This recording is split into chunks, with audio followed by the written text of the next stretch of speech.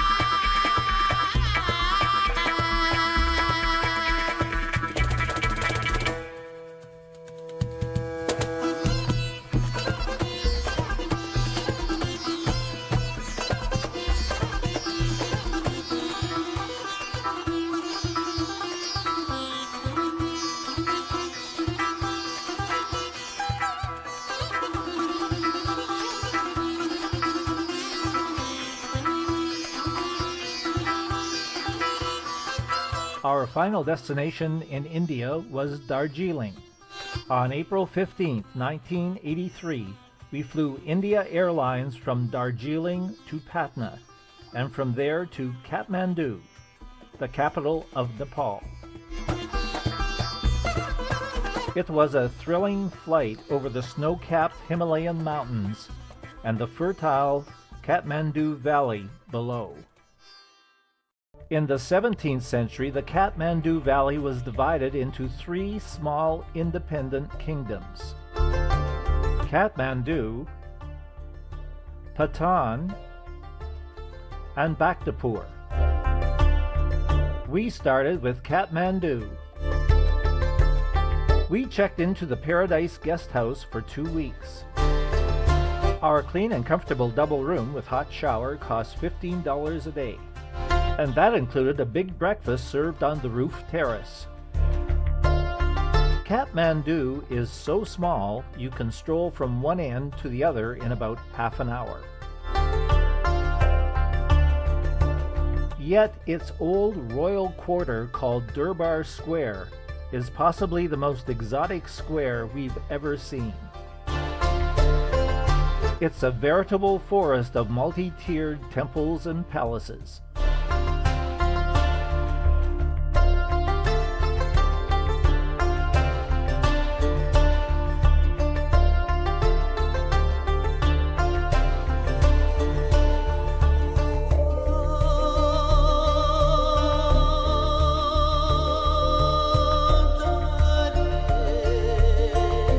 The pagoda roofs are supported by struts featuring erotic carvings intended to shock the virgin goddess of lightning from striking the temples. On the temple platforms, folks sit in the shade and visit. Under tattered umbrellas, women spread out their fruit and vegetables for sale. Barbers squat on the temple steps and shave men's heads with little sickles. And neighbors wash up at a street fountain. At one end of the square is the 17th century royal palace, with its richly carved wooden doors and windows. Inside the palace is the courtyard of the living goddess. Every 7 years, a 5-year-old girl is chosen, and after an extensive ritual, the spirit of a goddess is believed to enter her body. The goddess lives in a palace apartment until she reaches puberty, after which she becomes human again and is replaced by a new goddess. Before leaving Durbar Square, we climbed up to the top of one temple and just sat there for an hour watching the bustle of Nepalese life below. Beyond Durbar Square, the maze of streets, alleys, and crowded lanes of the old city are fascinating to explore.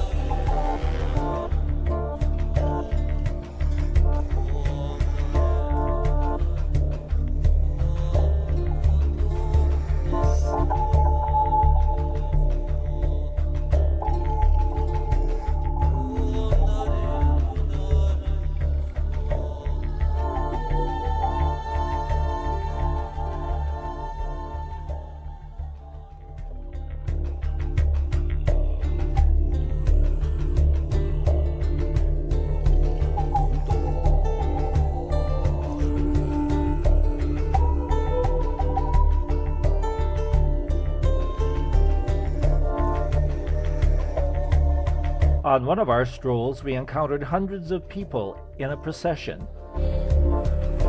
They were following a towering chariot dedicated to the Hindu warrior goddess Durga, who slayed the mythical buffalo demon. The parade ended at a temple with the actual beheading of a water buffalo and her two calves. Yes, Kathmandu was as primitive as it was exotic, and one of the filthiest towns Eva and I ever visited. Just a few miles south of Kathmandu is the medieval royal town of Patan.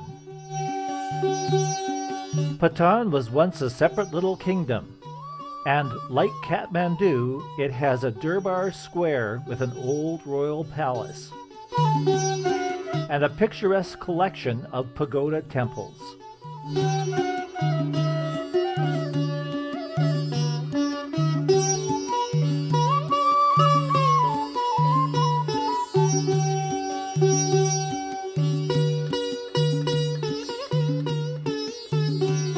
A stroll through town offered us another glimpse of everyday Nepalese life.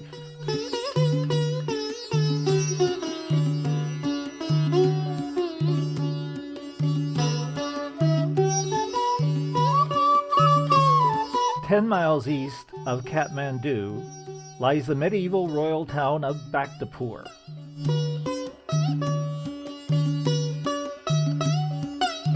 Bhaktapur's Durbar Square is a complex of pagoda temples grouped around the old royal palace. It is here that we found the Nyatapola Pagoda, the highest and most beautiful pagoda we saw in all of Nepal.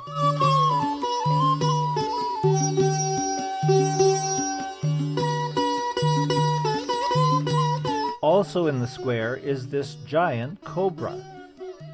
Not to worry, it's the decoration around a sacred and scummy pool. The town of Bhaktapur itself is the most medieval of the three valley towns, and even dirtier than Kathmandu. From Kathmandu, Eva and I took several day-long treks along trails that linked isolated villages and settlements. And yes, that's Eva. The trails took us across meadows, over hanging bridges,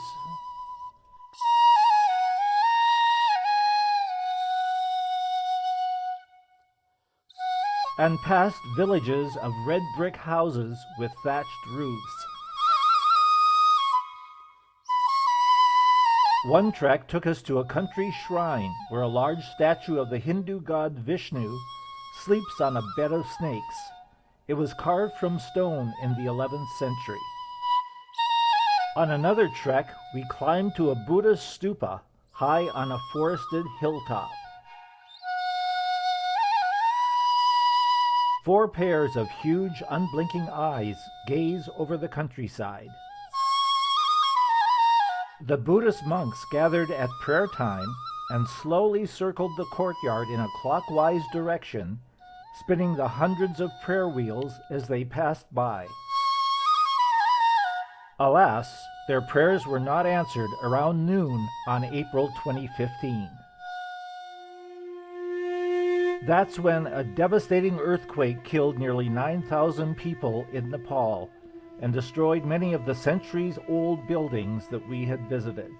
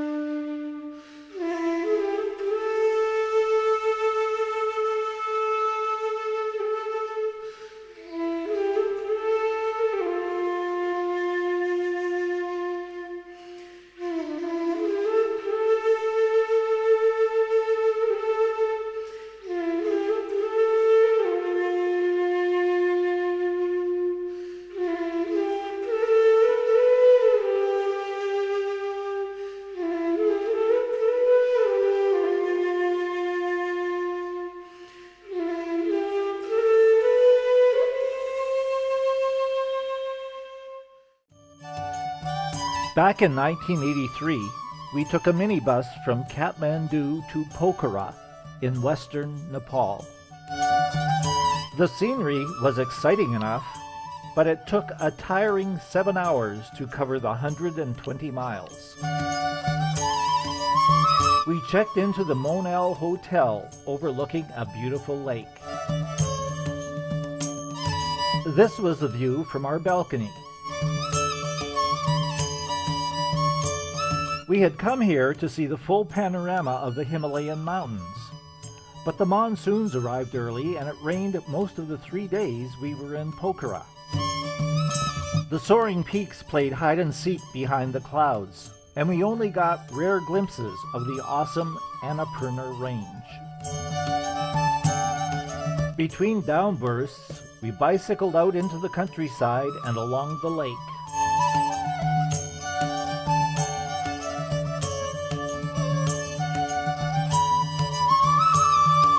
That evening, we took a raft over to the Fishtail Lodge for dinner.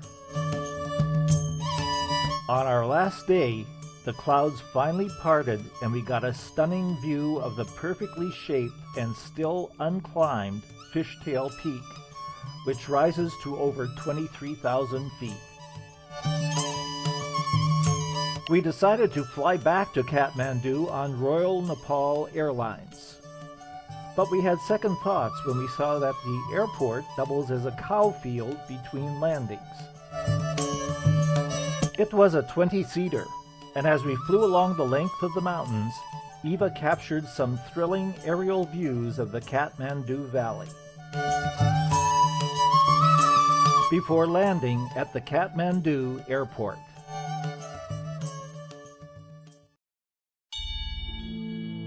Our next destination was Burma.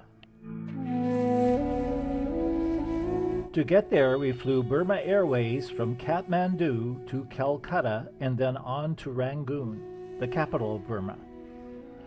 Burma's left-wing military government limited tourist visits to just 7 days, so we spent the week rushing around like a mad tourist.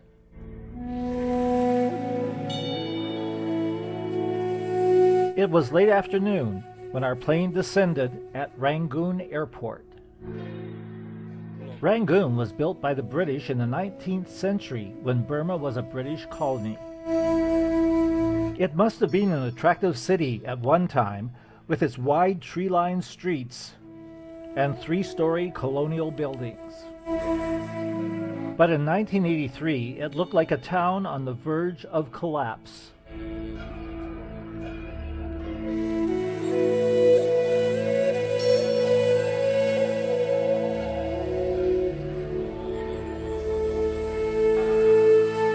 Take the Strand Hotel. During the British heyday, it was considered the best hotel in Asia. In 1983, the hotel was just a shadow of its former self. Still, it was the best place to stay in Rangoon, so we checked in for 2 nights.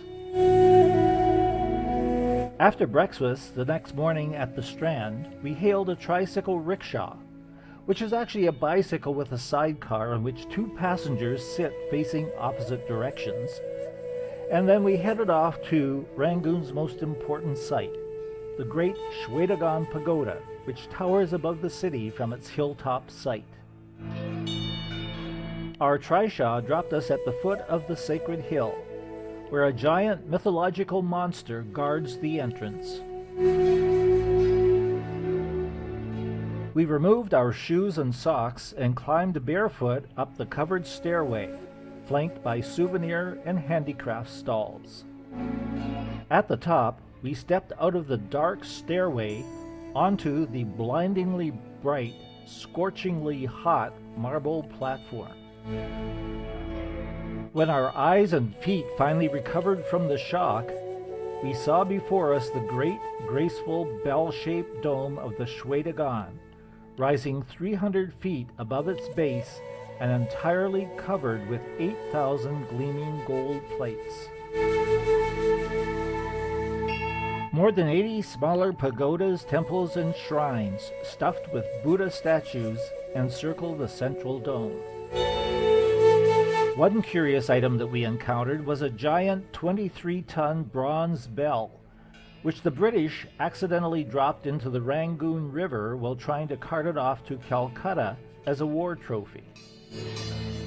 The Burmese subsequently rescued it by diving and tying bamboo poles to the bell until it eventually floated up from the river bottom. But what remains most memorable is the calm, contemplative, soothing atmosphere of the place. A feeling of warmth, friendliness, and serene tranquility that we would encounter at all Buddhist places of worship in Burma. We took tricycle rickshaws and rattletrap buses around to a few other pagodas. This one had a colossal reclining Buddha looking a bit like a beached whale. By evening, we found ourselves at the Royal Lake, where a concrete replica of an ancient royal barge turned out to be a restaurant serving greasy Chinese food. Early next morning, we climbed aboard an F-27 aircraft in decidedly tatty condition and flew to Pagan. It was a 2-volume flight, and we were relieved when Pagan came into view below. Situated on the Irrawaddy River, Pagan was the capital of the Burmese kingdom between the 11th and 13th centuries. During that time, thousands of glorious temples and pagodas were built here, and the city rose to fabled heights.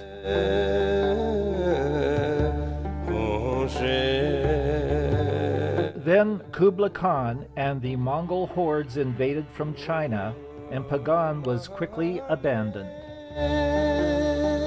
In the centuries since, the once splendid city had reverted to a collection of tiny farming villages.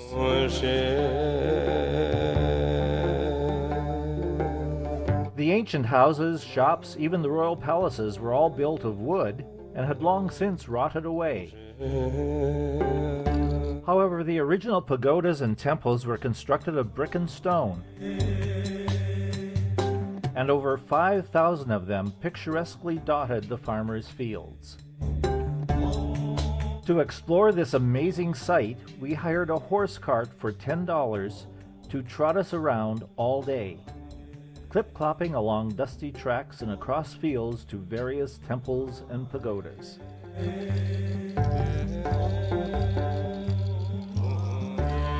We encountered huge temples that soared skyward, graceful small pagodas that stood alone in fields, and temples and pagodas of every shape and size in between.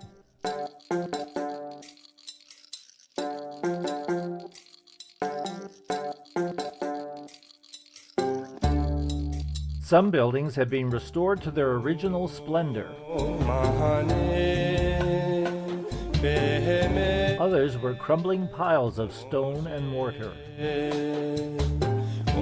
At every temple, we would have to remove our thongs and hot-foot it across the sacred temple floors, just like the young monks who resided there.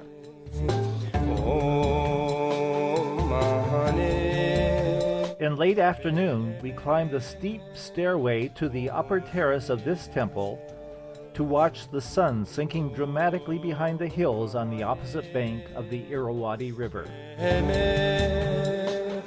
We spent the night at Pagan's top-end hotel situated right on the river. Expensive at $20, but we got an air-conditioned room with private bath and its own little veranda facing the river. Not that we had much time to enjoy it. At 3:30 a.m., Eva, myself, and 16 other passengers crowded into the back of a small pickup truck for a grueling 7-hour drive from Pagan to Mandalay. Mandalay was the royal capital of the last Burmese kingdom, before the British took over in the 19th century. We expected a great, glorious, magical city. The Mandalay that we encountered was a dry, dusty, overgrown village of wooden bungalows and dirt streets that sprawled for miles. It took a half hour by horse cart to get from the truck stop to the other end of town, where we checked into the top-end Mandalay Hotel. Just $11 for an air-conditioned room. The hotel was pleasantly situated right beside the Royal Palace moat. Unfortunately, the magnificent old wooden palace, which was built in the traditional Burmese style, caught fire and burned down during a fierce battle between the British and Japanese during World War II. All that remains are the huge crenellated walls punctuated by pagoda-style watchtowers and the surrounding moat. Today the place is used as an army camp. Just beyond the palace grounds, Mandalay Hill rises above the surrounding plain. At the foot of the hill is an interesting collection of monasteries and pagodas.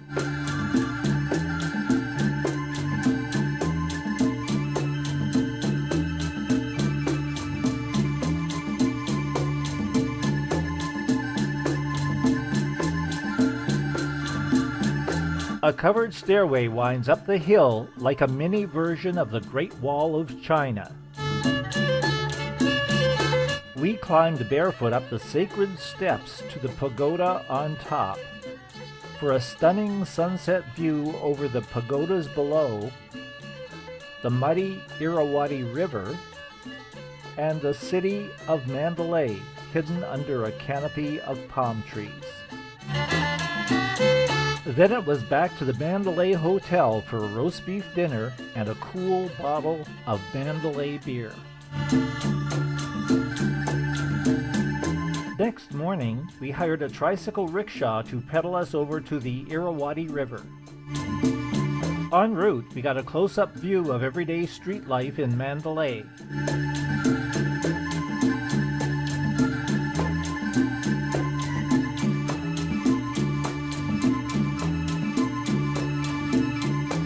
We stopped at this monastery built entirely of teak.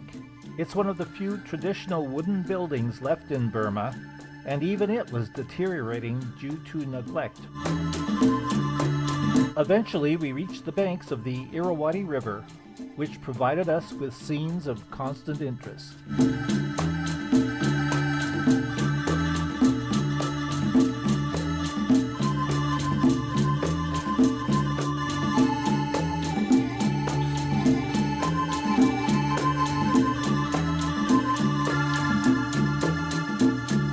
In the backwaters, houses of weathered wood stand precariously perched on stilts to protect them from monsoon floods. And sitting on a railway track watching it all was a wrinkled old lady puffing on a cheroot.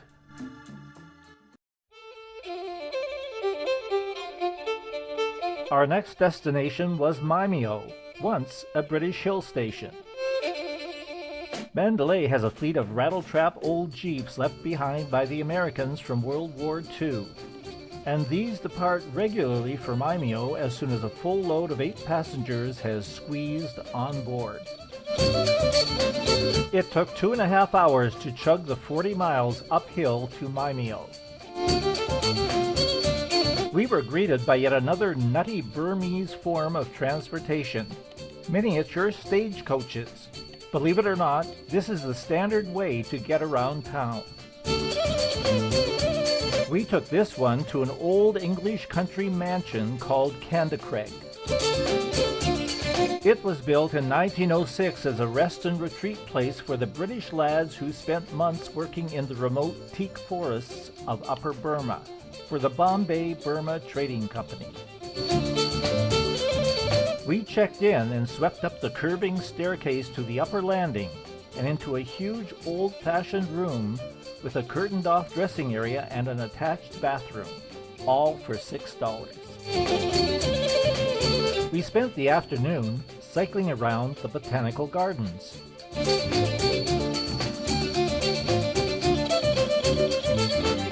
On the way back to Candycraig, we encountered a fabulous street procession with an enormous float in the shape of a gilded barge. It seems an important Buddhist monk had died, and this barge was carrying him on his voyage to the next life.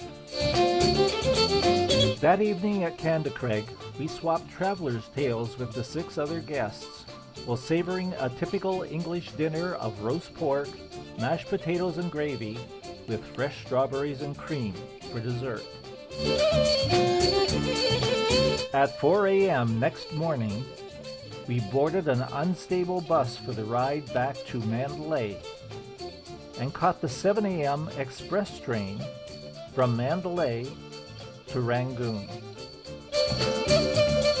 This is touted as Burma's best train. It took 13 hours to cover the 400 miles on the jerkiest train ride I've ever taken. At Rangoon, we checked into the Strand Hotel, had dinner, and went to bed.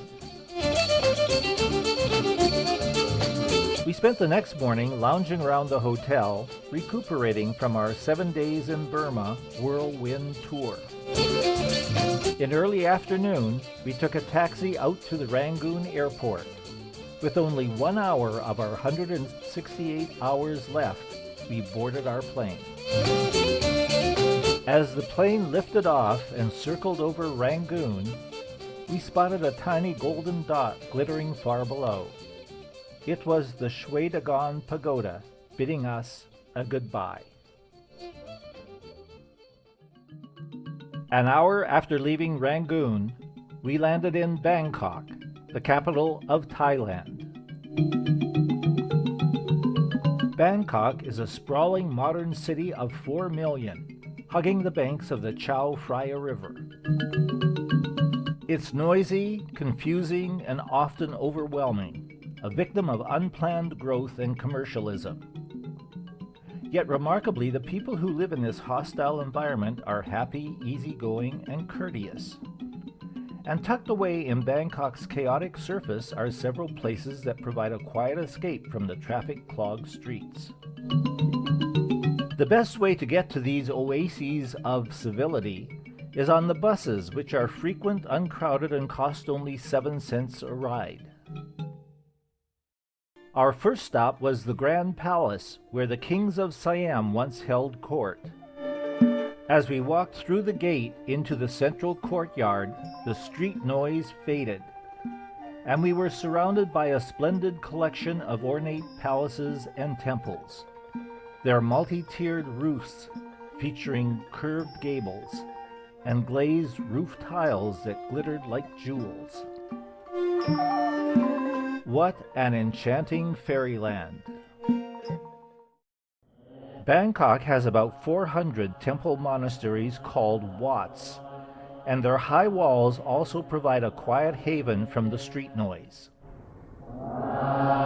We visited about a dozen of the more interesting Wats.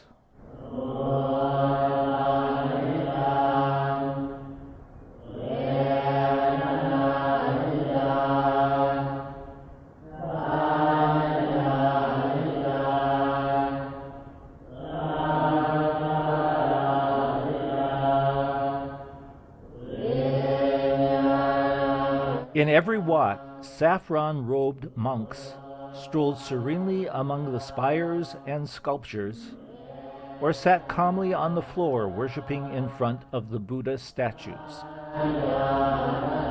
Most Thais are Buddhists, and every Thai male must spend at least a few months as a monk during his lifetime.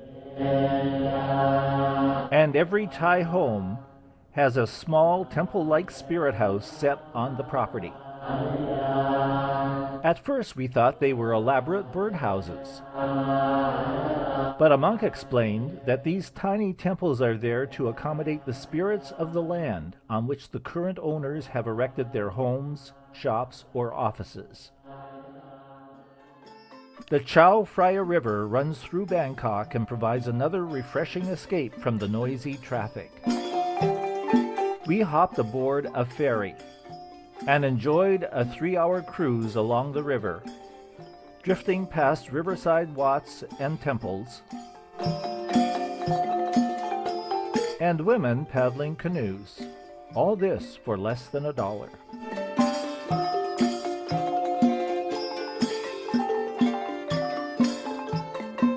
Bangkok still has a few canals that haven't been filled in to become roads.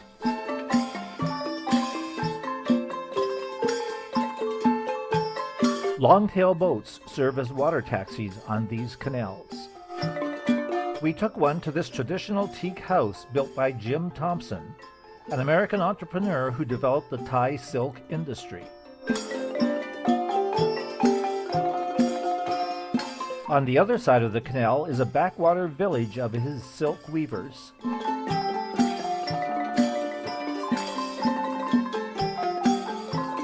Another long-tail boat took us on a canal ride to the Royal Barges National Museum. It contains gilded boats used by the king on ceremonial occasions.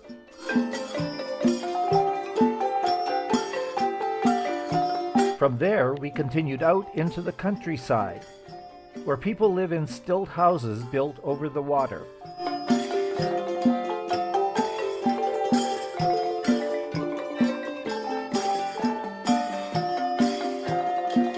Eventually, we arrived at a floating market.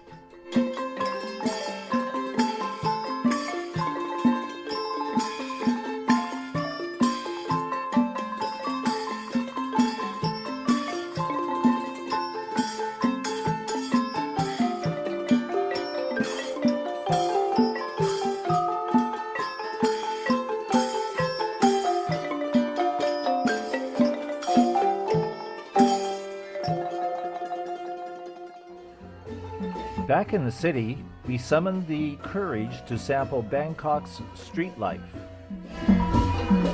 Chinatown is a conglomeration of flop houses and tenements that house the original immigrants from China. It's packed with hundreds of shops and teeming with people.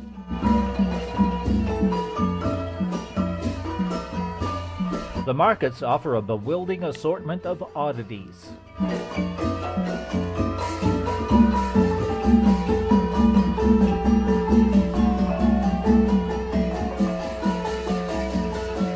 When night falls, the streets are ablaze with neon signs, just like the Chinatowns everywhere.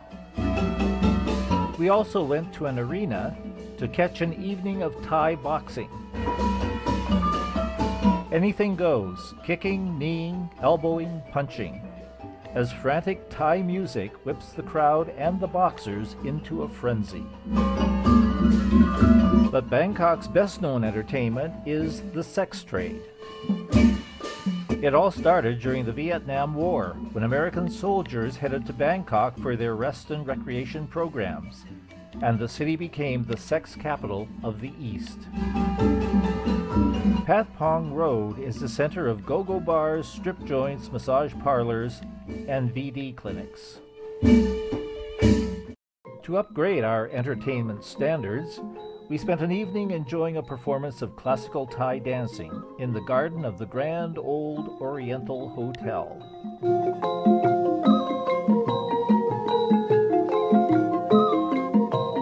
We couldn't afford to stay at the Oriental.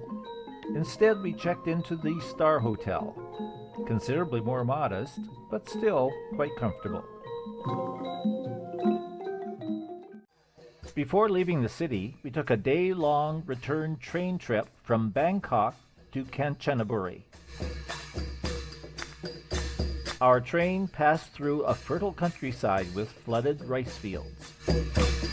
Finally, we arrived at Kanchanaburi.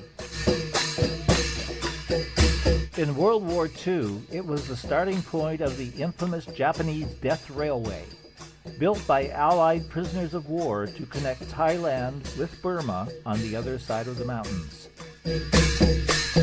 An important link in that railway was the bridge over the River Kwai, made internationally famous by the movie starring Alec Guinness and William Holden. The bridge that stands today is not the one constructed during the war. That was destroyed by Allied air raids. Still, it is a stirring sight, especially for anyone who has seen the movie. Nearby is a large cemetery, the final resting place of the 5,000 British, Dutch, and Australian prisoners who died building the bridge and railway. Our train creaked slowly across the bridge and followed the old wartime tracks along the hillside above the river, stopping when the tracks came to an end near the Burmese border. The train returned us to Bangkok late in the evening, and the whole 16-hour trip cost a mere $3 each. Heading north from Bangkok by bus, our first destination was Ayutthaya. Ayutthaya is a sleepy provincial town at the junction of three rivers. But for 400 years, from 1350 to 1770, it was the capital of Thailand and one of Asia's most magnificent medieval cities.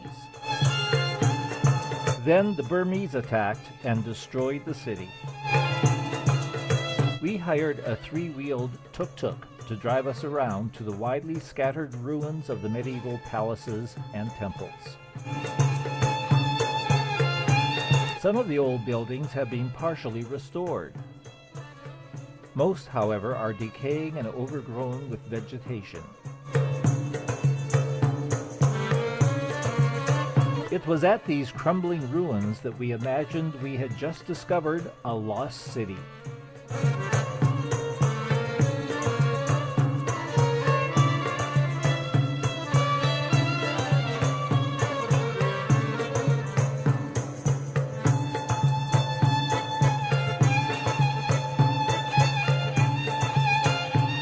A torrential monsoon brought us back to reality, and back to our Spartan but clean hotel overlooking a boat landing on one of the town's three rivers.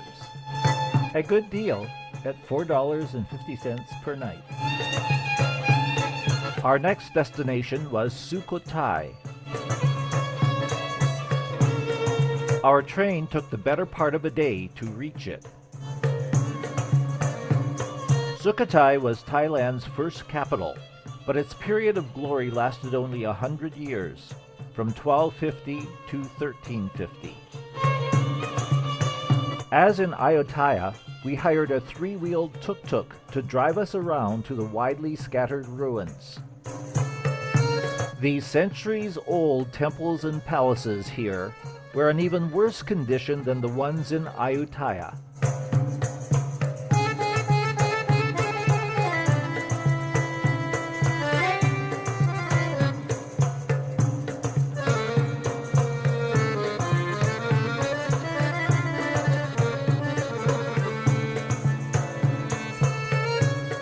The local women were busy restoring the ruins, while the men sat around smoking cigarettes. We were in the process of visiting some of the restored sites when another monsoon sent us fleeing back to our hotel.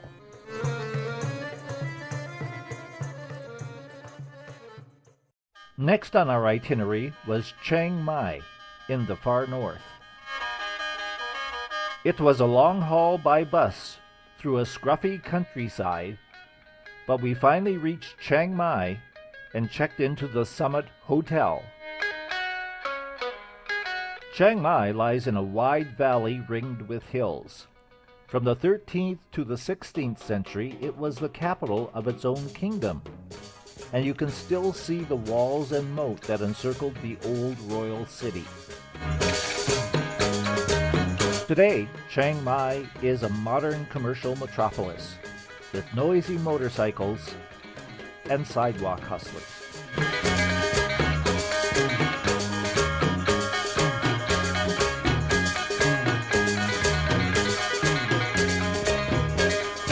We hired a tuk-tuk to take us around to several old wats that are scattered around town.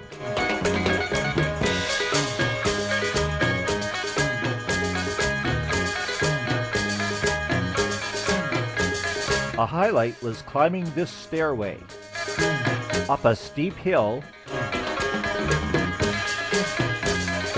to the king's winter residence.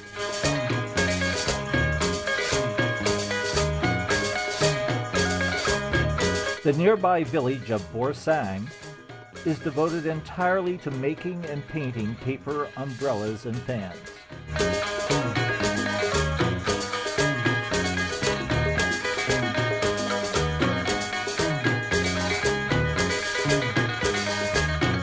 The mountains and forests north of Chiang Mai are tribal areas.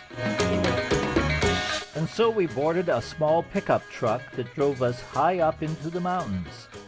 And then we trekked for 2 hours through the jungle to reach the Meo tribal village. It exists mainly as a tourist attraction and was actually a bit depressing.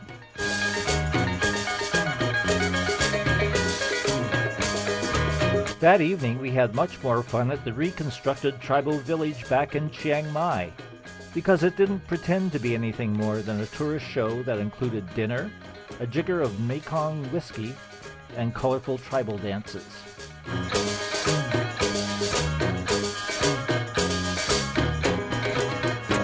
We ended the festivities by smoking a foot-long cheroot. Next day, we took a deluxe aircon bus back to Bangkok, a 9-hour trip. Our next destination was Songkhla, on the narrow isthmus that stretches south from Bangkok. We booked a first-class aircon sleeper on the International Express train for the 20-hour trip. En route, the scenery included rice paddies, lush green jungle punctuated with impressive limestone outcrops, and fishing villages. Songkhla is a busy seaport, and in 1983 it was a popular arrival point for Vietnamese boat people. From Songkhla, we took a bus across the border into Malaysia. Our first destination in Malaysia was Penang Island. To get there, we had to take a ferry across the narrow straits to Georgetown. Georgetown was the oldest British settlement in Malaysia.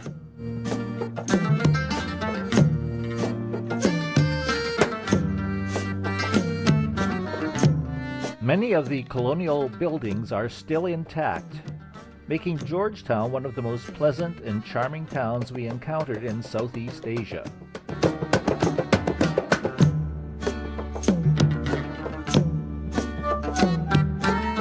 And one of the most diverse. As we strolled the narrow lanes and back alleys, we came across a Hindu temple, a Muslim mosque, a Buddhist temple, a Jewish cemetery, a Christian church, and a 200-year-old British fort, all within a few minutes' walk of one another. But once again, it's the Chinese neighborhoods that are the most exotic. Outside the Chinese temples are large furnaces, where the devout can burn a few $1 million of monopoly money, so they will enter the next world as wealthy people. Then there are the Chinese clan houses, with ceramic tile roofs and pointed eaves. On the waterfront, hundreds of Chinese houses are built on stilts over the water. It was here that we watched the dragon boat races, with the competing rowboats dressed up to resemble Chinese dragons.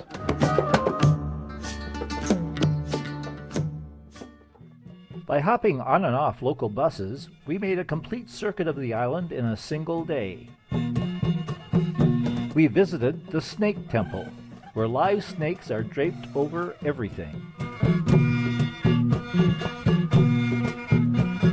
At a small fishing village, we watched the boats come in and the fishermen unload their catch.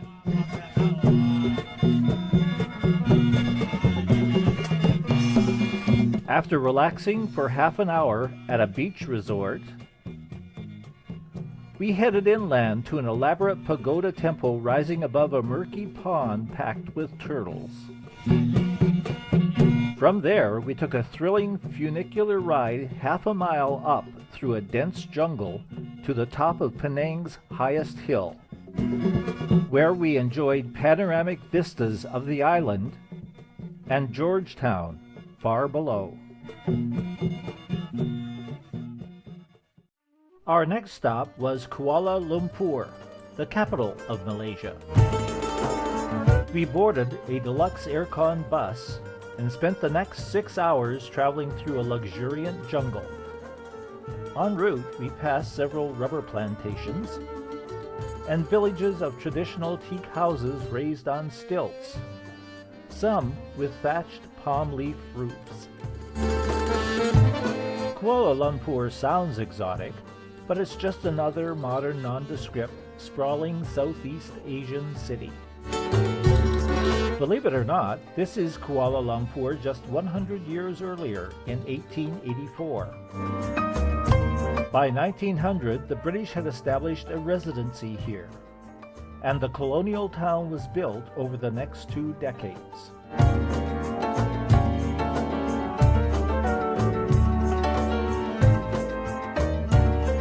During World War II, the Japanese captured the city. In 1957, 12 years after the war, Malaysia gained its independence and Kuala Lumpur was declared its official capital. And now here we are 26 years later, and that colonial city is barely recognizable. This old mansion stands as a reminder of what the city must have been like before modernization, and before historic buildings like this grand mosque got dwarfed by steel and glass high-rises.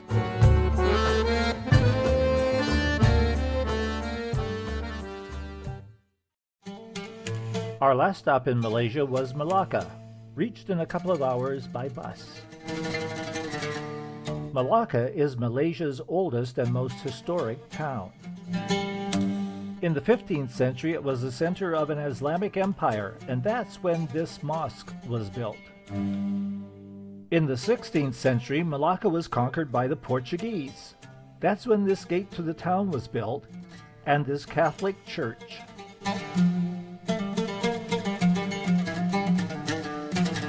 In the 17th century, the Dutch took over. That's when this town square was built with its Dutch church and its town hall. In the 19th century, Malacca became part of the British Empire, and this Anglican church was built. But, as usual, the most interesting part of the city is Chinatown.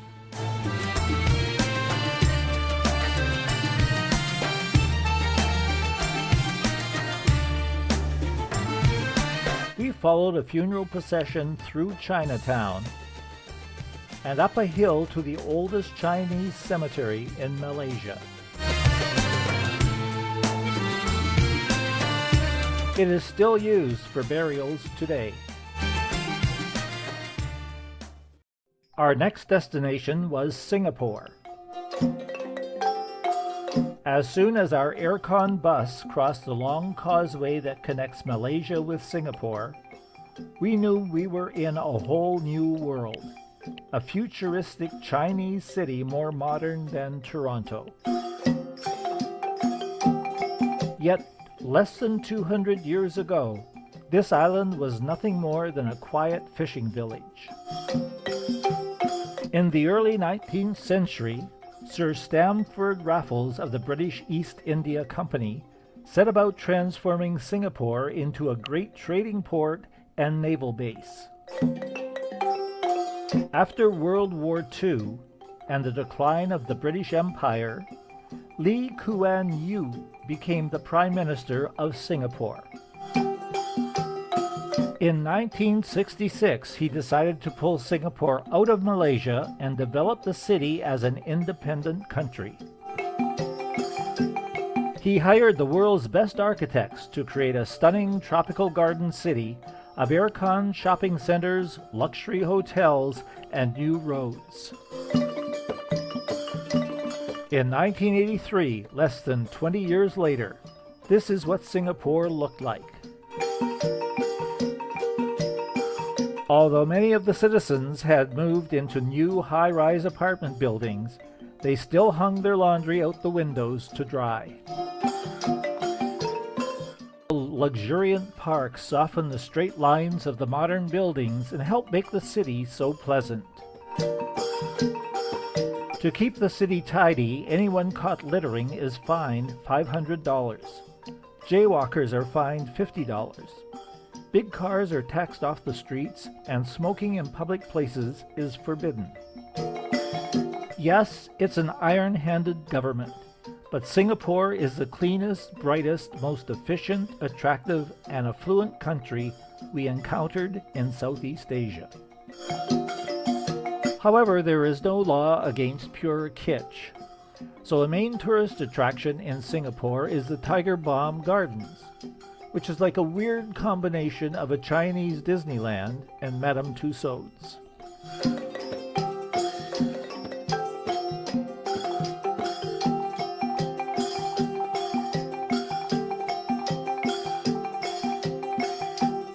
Thank you and goodbye.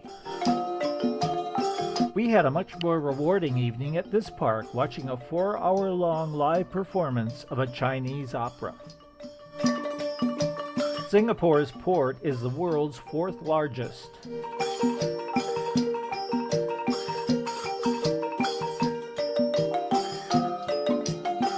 The main street running parallel to the port is packed with banks, office buildings, and shipping companies. It's the Wall Street of the East. The colonial heart of the city still lives on in the buildings around the Maidan.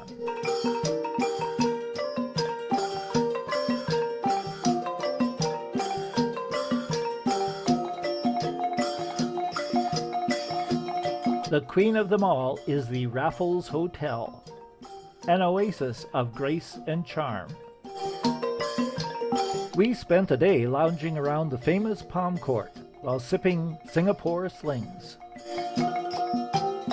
In startling contrast is the old Chinatown area, a maze of lanes, shops, markets, and food stalls.